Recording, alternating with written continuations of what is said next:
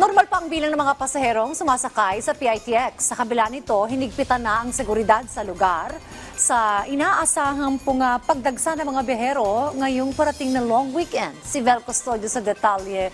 Vel. Rise and shine, Dayan. Ngayong Ninoy Aquino Day at long weekend, sinamantala na ng ibang biyahero ang makapamasyal sa kanilang pamilya sa probinsya. Ayon sa pamunuan ng Parañaque Integrated Terminal Exchange o PITX, bagamat long weekend, inaasahang magiging normal lang ang dami ng biyahero sa 168,000 daily foot count. Sa mga oras na ito, hindi pa mahaba ang pila sa mga ticketing booth.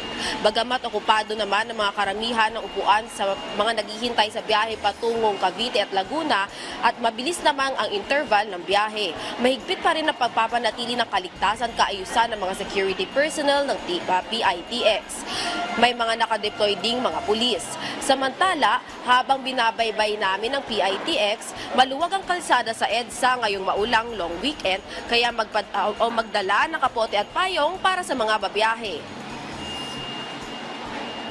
Paalala lamang sa mga biyahero na bawal magdala ng mga flammable materials kagaya ng gas, lighter o posporo. Bawal din magdala ng mga matatalim na bagay kagaya ng gunting at kutsilyo para sa ligtas sa biyahe ngayong long weekend. Balik sa iyo, Dayan. Maraming salamat, Vel Custodio.